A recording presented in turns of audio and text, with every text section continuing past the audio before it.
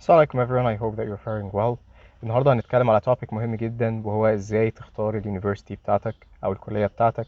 ويمكن انا الصراحة شايف ان رأيي ممكن يكون مفيد ان شاء الله، لان انا شغال في two fields. انا شغال في مجال التيتشنج بقالي 8 سنين، وشغال الحمد لله برضه في الطب، فشغال في الاتنين مع بعض. فيمكن اقدر اديك ان شاء الله opinion يكون شامل شوية، وفي points يمكن مش ناس كتير بتحب تركز عليها. طيب، عايزين نتفق مع بعض على حاجة. أول حاجة إنه الرزق بإيد ربنا سبحانه وتعالى طبعا. بس at the end of the day أنت عليك الأخذ بالأسباب. فلازم تختار university وأنت واخد بالك كويس جدا من فرص العمل وكده. وهنا يمكن الحتة اللي عايز أتكلم عليها. بصوا يا جماعة، أنت بتختار university بناء على حاجة من حاجتين. يا إما لو أنت ما عندكش شغف بحاجة معينة، بتختار على حسب احتياجات سوق العمل، الجامعات اللي مطلوبة جدا في سوق العمل او اللي ليها مستقبل كويس، خصوصا ان احنا طبعا في مصر. فلازم تبقى حاطط حسابك على حاجات تعرف تشتغل فيها في مصر او تعرف تسافر بيها بعدين.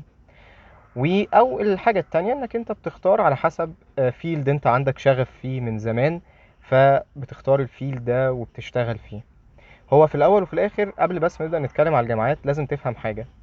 لو انت اخترت فيلد على حسب الشغف بتاعك، حاجة اوريدي في ناس كتير جدا متخرجين منها، زي هندسة، زي طب اسنان، زي صيدلة، زي تربية، الحاجات دي لازم تفهم انه الجامعة مش كفاية. انت الجامعة بتخرجك بشهادة. الشهادة دي انت هتلاقي ناس كتير جدا عندها نفس الشهادة، فاعرف انك لازم هتشتغل انك تطور نفسك. فلو انت لقيت انك شغوف بحاجة معينة، يبقى خدها بقلب جامد، بشرط واحد، انك انت تبقى شغوف بيها انف انك تعرف تحط مجهود فيها بعدين باذن الله، عشان تميز نفسك في سوق العمل، ويبقى انت عندك سي في كويس من ايام الجامعه، يخلي عليك اقبال ان شاء الله لما تطلع من الجامعه باذن الله. طيب، what's about the other scenario؟ افرض ان انا ما عنديش حاجه معينه انا عندي شغف بيها، لا انا هشوف احتياجات سوق العمل، ايه اليونيفرسيتيز اللي بتبقى كويسه، وهختار بناء عليها. in this case فاحسن two universities من اللي انا سالته واللي انا شفته وكده، اول حاجه طبعا هي كمبيوتر ساينس. دي بصراحه overall the best package، وهنشرح دلوقتي هي ليه احسن باكج. يليها الميديسن اللي هو كليه الطب، يعني الطب البشري مش طب اسنان، وهنتكلم برضو عليها بالتفصيل شويه in this video ان شاء الله. فاشمعنى كمبيوتر ساينس اول حاجه؟ مبدئيا كمبيوتر ساينس من الحاجات اللي دراستها مش صعبه الحمد لله، ده نمبر 1. ونمبر 2 محتاجين منها عدد كبير جدا. ونمبر 3 مجالات العمل فيها كتيرة جدا. فلو انت عايز تشتغل تبع شركة you can do this، عايز تشتغل فريلانسنج اللي هو عمل حر، فهتلاقي حاجات طلبات كتيرة جدا من النوع ده، ويب سايتس انك تعرف تشتغل منها فريلانسنج وكده. ولو انت حابب تشتغل بره مصر، فهي من الحاجات اللي ليها مجالات شغل بره مصر حلوة جدا.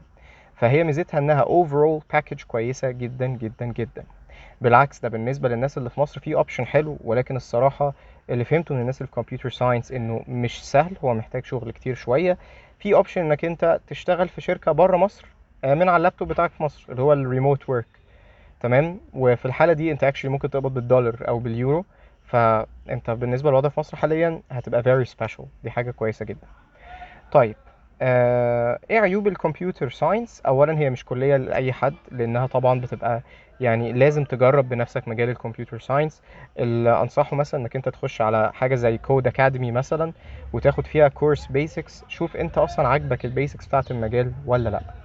معلش ثانية عشان الصوت، هقفل بس الشبابيك. اوكي، hopefully كده الدنيا احسن شوية. فده بالنسبة لإيه؟ بالنسبة لي كمبيوتر ساينس. طيب، السكند اوبشن بعد كمبيوتر ساينس هو كلية الطب، ميديسن. ليه كلية الطب مميزة؟ كلية الطب من الفيلدز القليلة جدا اللي صعب جدا اللي فيها اكشلي عجز في العالم كله. يعني سواء بتتكلم على ألمانيا، على بريطانيا، على أمريكا، في أي دولة في العالم في عجز في الطب. فميزة الطب ان انت من الكليات القليلة اللي من اول يوم تتخرج هتعرف تلاقي شغلانة على طول، مش هتضطر تدور وتقدم بقى كتير، لا انت الطب كده كده فيه عجز. فدايما هتلاقي ان في شغل وتعرف تشتغل فيه عادي خالص. طيب، من المزايا التانية للطب انه في تخصصات كتيرة جدا، فتقدر تشتغل في حسب الحاجة اللي انت بتريحك. For example، لو انت واحد ما بيحبش قوي التعامل مع العيانين وما بيحبش السوشيال انتراكشن، بيدور على لايف ستايل يبقى سهل، ممكن تشتغل أشعة. لو انت واحد بيحب الشغل بالإيد، تقدر تفكر في الجراحات. لو انت واحد بيحب التفكير وبيحب المذاكرة وكده تقدر تفكر في الباطنة والأطفال. فاللي قصدي اقوله لك ميزة الميديسن الكبيرة انه الميديسن يا جماعة بدون مبالغة في about 50 specialties، في حوالي 50 تخصص في الميديسن بالعدد. فدي حاجة مفتوحة قدامك جدا، يعني انت الباطنة لوحدها 15 تخصص باي ذا واي. فميزتها طبعا انه من المجالات القليلة اللي ان شاء الله اتخرجت بعد 20 سنة سوق العمل بيبقى محتاج دكاترة. دي من يمكن اكبر ميزة فيه. تاني حاجة من الحاجات اللي على المدى البعيد مجزية ماديا. يعني طبعا في الاول ما بتاخدش البست سالاريز او كده، لكن باي تايم انت سوقك بيعلى جامد، وكل ما تكبر والاكسبيرينس بتاعتك.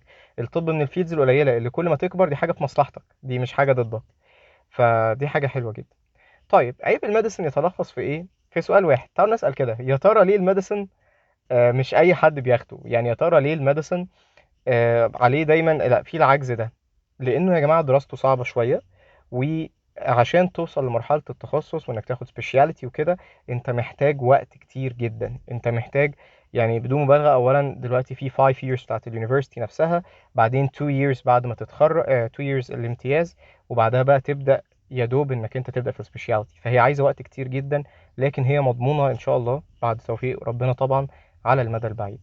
فدي كده يا جماعة ممكن بصة على ازاي نختار يونيفرسيتي ورأيي ايه احسن كليات.